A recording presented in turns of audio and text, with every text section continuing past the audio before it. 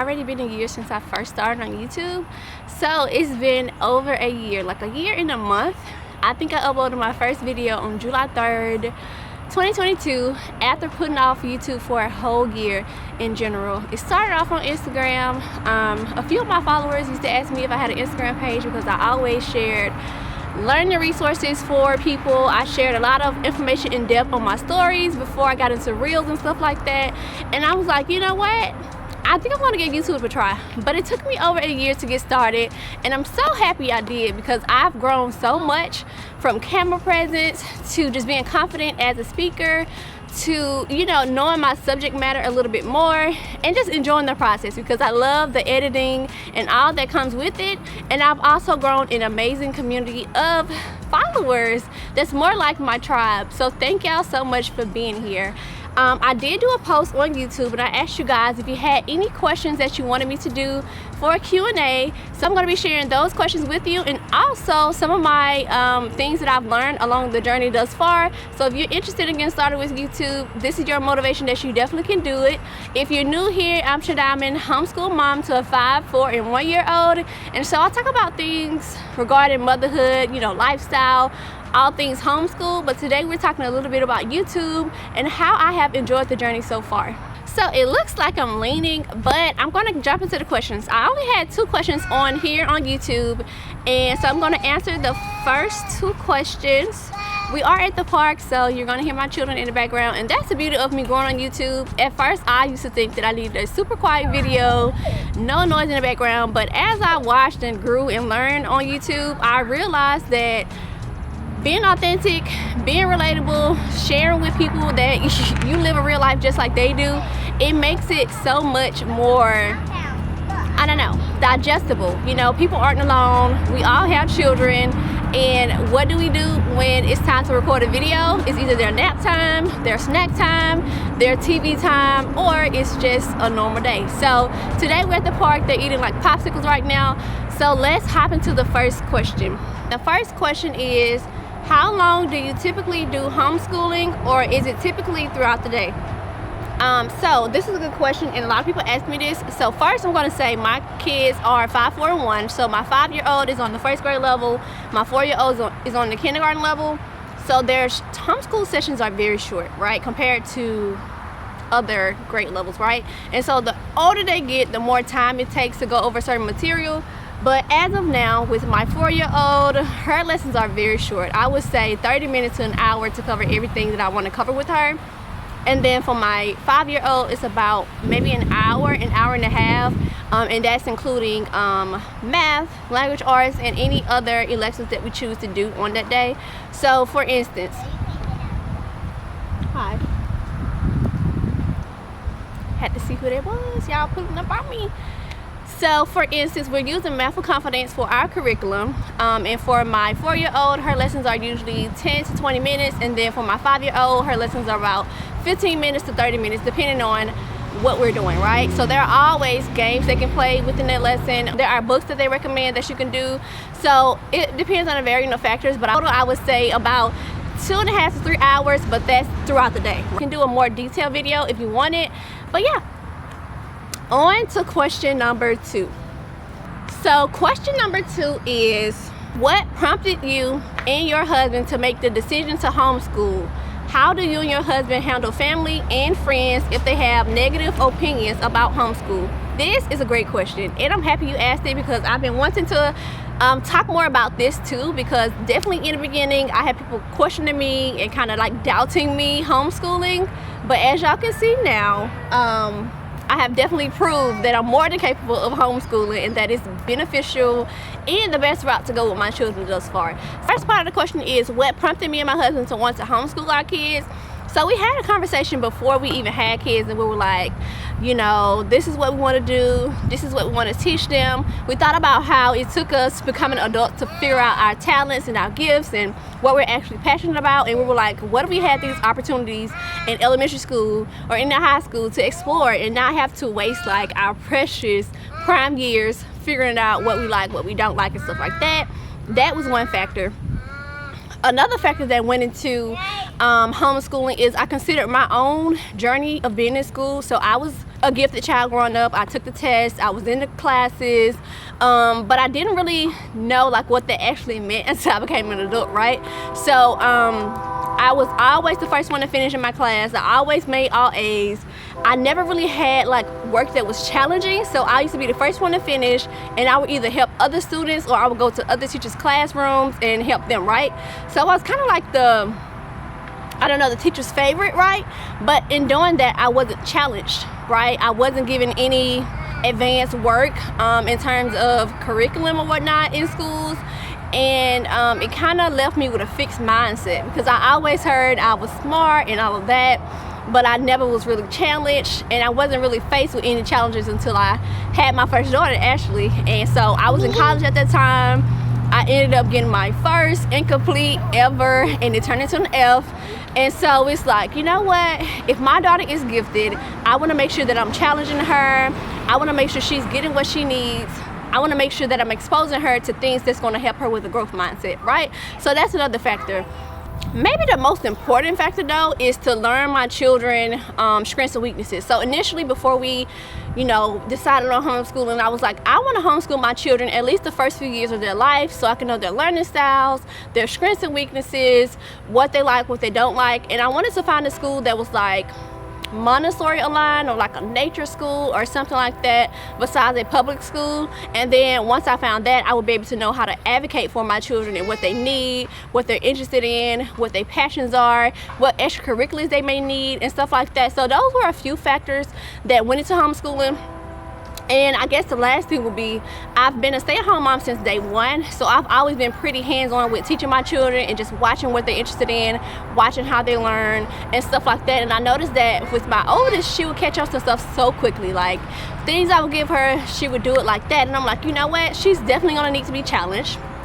And what if she go to school and she knows everything, right? Of course, there are other things that you learn in school, but I just want to make sure that I gave my child the best environment to thrive, so I can build her up and get her ready for if we ever decide to send her off, that she's well equipped. I know what she's capable of. I know her strengths and weaknesses and all of that.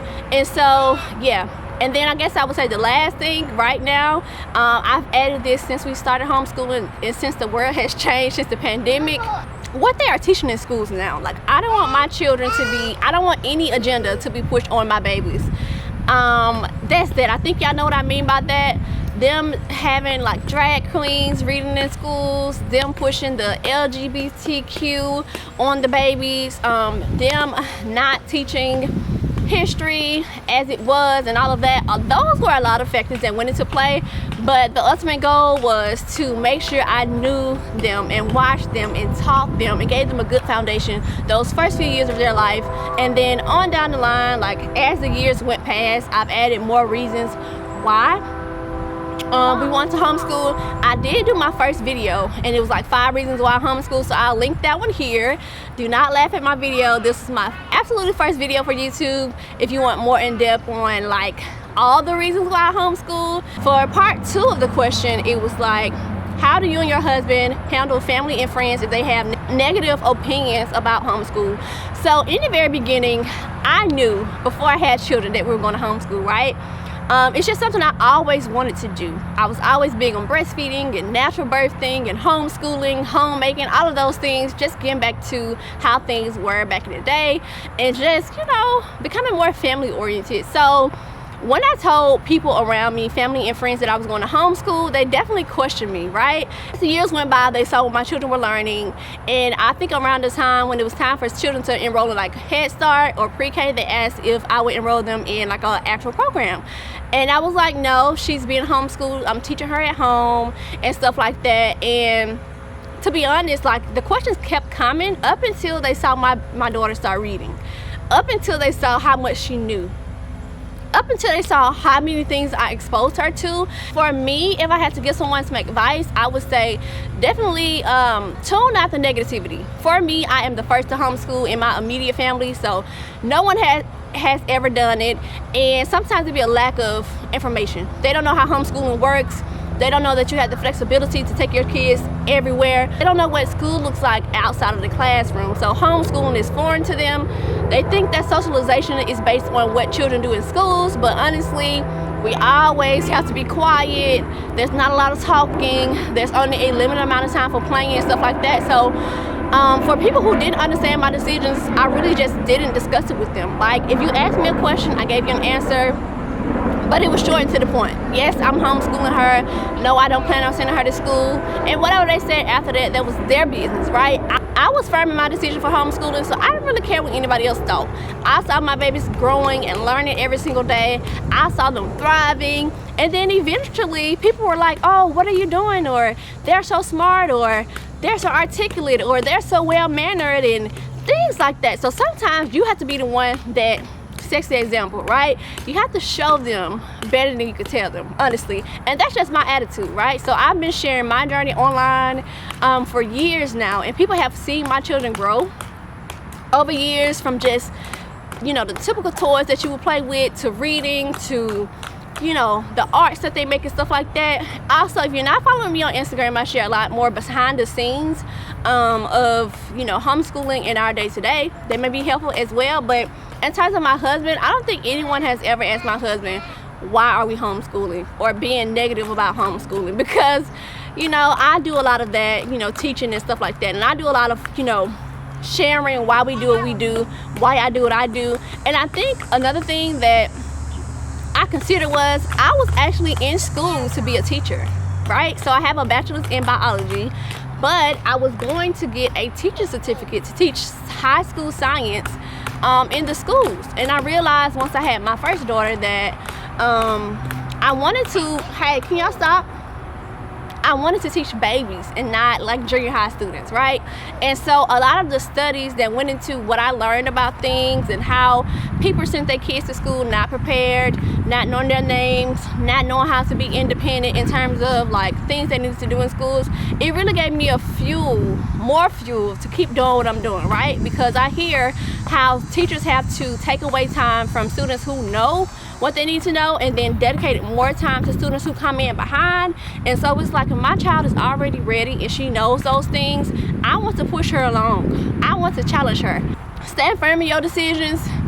Show people better than you can tell them. Don't necessarily deal with negativity, right? But in terms of just always looking for approval, seeking approval, and all of that, none of that was the case. And I guess it goes into my name too. Mama knows learning, because I know what's best for my children. I know what type of environment they will thrive in. I know that I need to expose them to things early. I know that their brain grows about 80-90% by the time they're 5 years old. So these are things that I know. So I know how to properly prepare my children for any environment I plan to send them to. And that includes the schools if I choose to do that. But if you don't know those things, if you're not super confident in your ability to homeschool, it may seem like you don't know what you're doing, right? And so just build up in your mind, in your spirit, that homeschooling is the best option for us because of XYZ. What are your goals? You know, even when things get hard, because homeschooling is not the easiest thing to do by far, okay? So even if things get hard, what are your whys? Why do you do this? You know, how are your children thriving? Are they enjoying it? What type of memories are you building? And stuff like that. So those are a few things to consider. Hopefully that was a good answer to your question. Now I'm gonna move on to my own personal journey on YouTube, what I've learned, how I've grown, and all of that. So y'all, I am still trying to recoup. We left the park hours ago, and let me just say, the sun wore me out, right? So I took the kids to the park to wear them out, but it wore me out. So nonetheless, I was saying that I wanted to reflect on my journey as a YouTuber over the past year, right? So initially when I got started, I was like, you know what, I don't know anything about YouTube. I'm not really confident in like my camera presence and stuff like that. But you know what? I said, I'm going to record anyway. I'm going to do it anyway. It's not going to be perfect. People have told me that your first videos are your worst videos. And that was definitely the case, right? And so I just made up my mind to get better with each video, to notice the subtle things, to notice how I'm looking, sitting, you know, posture, how I'm talking, the filler words, and you know, losing my train of thought, whatever the case may be, re-saying the same things over and over just in a different way and all of that. So that's some things that I've noticed over time. I think my first video, was about 7 minutes, and it took me so long to get 7 minutes worth of content. But I learned to start practicing, right? So I used to record myself all the time, just talking, trying to get a conversation out, trying to prepare for videos, right? So trying to see how long the video would be, how I'm sounding, if I am explaining it in a way that someone else can understand who does not know me. I also had to learn about like making videos. So I was recording videos like for my embroidery orders and products and stuff like that, but I wasn't recording myself. It was always the product itself or someone else wearing the product. I wasn't explaining it. I wasn't doing voiceovers at the time or anything like that. And even when I was sharing on Instagram like what my children were learning, I wasn't showing my face all the time. And so it was a really big learning curve. I was very uncomfortable on camera, but I wanted to get out of my shell. I wanted to show more of me, the person behind all of the learning stuff, the person behind all of the embroidery orders, the person behind all of the learning materials. I kind of wanted to, you know, have a little space where people feel comfortable because they can see me, and they can actually see that I'm an actual, you know, regular person just like they are and stuff like that. And so that's something that kind of kept me encouraged. I made up in my mind to try to get better with each video. I didn't want to make perfect videos. I knew it was going to take time, but I was determined to do a video a week. I was determined to learn something new, and I was determined to get better. And I think if I could say so myself that I've gotten better over the year. I learned so much, and I've even had people come to me and be like, I can see your growth since you started YouTube. People come to me in person and be like, I'm a better speaker. I interact with people better that way and stuff like that. And I kind of strayed away from it for a very long time. But I was like, you know what? God gave me a gift. God didn't give me this talent for no reason. I had to get out my comfort zone and figure out a way to help other people, right? To share my story, to teach what I know, to be a resource, right? And so that was the motivation to keep pushing. And as I started to record videos, I realized, of course, that I really love to talk as opposed to write blog posts. And so that's why I stuck with YouTube.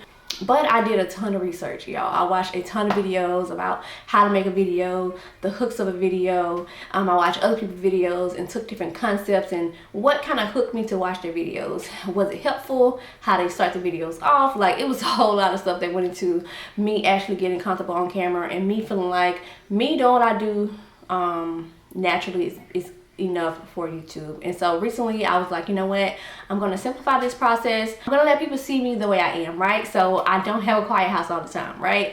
You're going to hear my kids, you may see them as well. This past year, I think I have seen a shift in like overall confidence. It has boosted like my creativity in the sense of me putting together things, you know, learning how to tell a story, beginning, middle, end, learning how to kind of like keep people engaged, you know, adding a little music here, adding a little transition there. These are things that people probably don't care about, but when you're trying to keep people interested in watching your videos, you kind of have to figure out those things as well. And because I don't have an editor, I have to do all of this stuff myself. So it has been a challenge to kind of like stay motivated. There has been weeks where I just put out a video because I said I was gonna put out a video. And I think that was a good thing to do because it kept me consistent. It kept me like learning and trying to get better. But at the same time, I also think that it's okay to rest, right? It's okay to rest, to reset and figure out what you need to work on and stuff like that. So I've learned a lot along the way. And I'm so glad that I was able to experience it and, you know, capture a little bit of the journey. I think it's a good way to just document transitions and phases of life as well. And I'm just so happy that y'all have joined me on a journey. Like, if you're new here, you know, if you like motherhood, homeschool, lifestyle type content, make sure you subscribe to my channel. And I do want to do something special. I think I want to do a giveaway.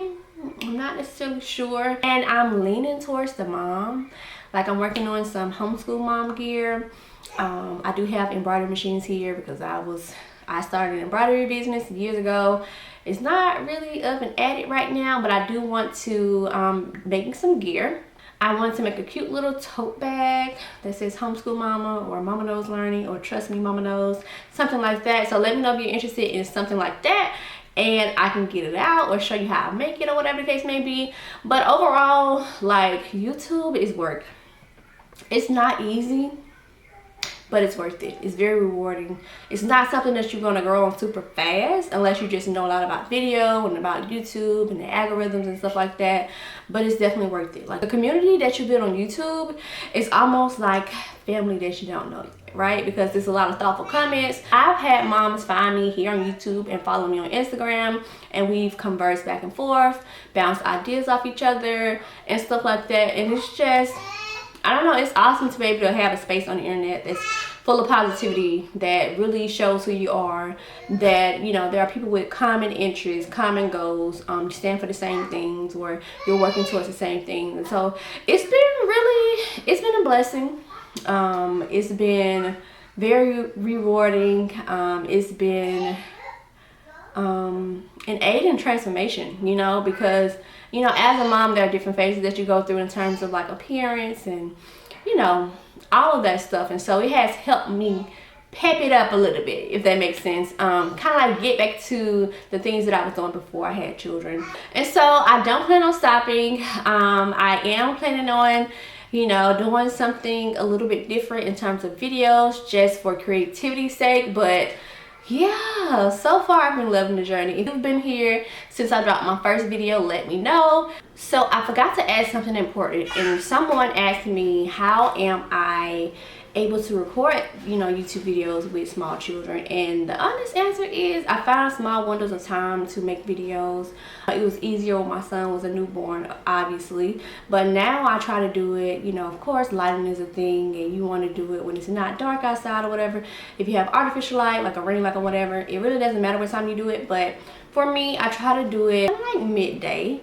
I also try to do it when my girls are either working on an activity, when they are, you know, doing some type of educational screen time, when my son is napping, or when my husband has the kids with him. I try to make videos during that time. Sometimes the girls are in here with me, they're just not talking, they're watching and listening. But I don't have a set schedule where I can do it, you know, every single Tuesday at 10 p.m. or at 10 a.m. because it just don't work like that. But I just try to find small windows of time to do what I need to do. This has helped with being a perfectionist. I'm like, you know, either I'm going to get a chance to record a video or I'm not going to do it. It may not be perfect, but at least I'm getting the information out there to help other people. So yeah, that's kind of my go-to thing. I edit at nighttime, early in the morning sometimes, during quiet time sometimes. Editing can take some time, but I find small windows of time to do it. Initially, I was trying to cut out all the ums and the uhs and the so's and all of that, but I'm like, you know what? It's a bit too much, right? I edit when I can. I'm not doing super fancy edits. I prefer to just get the message out there and then perfect it over time. So yeah, that's all I have for this video, y'all. I know it's super long, but I thought that it would be, you know, beneficial to help someone else who may want to start a YouTube channel. Like, it doesn't have to be perfect. You're not going to start off perfect. That's all I have, y'all. Thank y'all for tuning in, and I'll see y'all in the next video. It's going to be something along the lines of homeschool, or just something I've learned as a mom. I'm not sure. If you have any recommendations or suggestions, definitely let me know. So see you in the next video.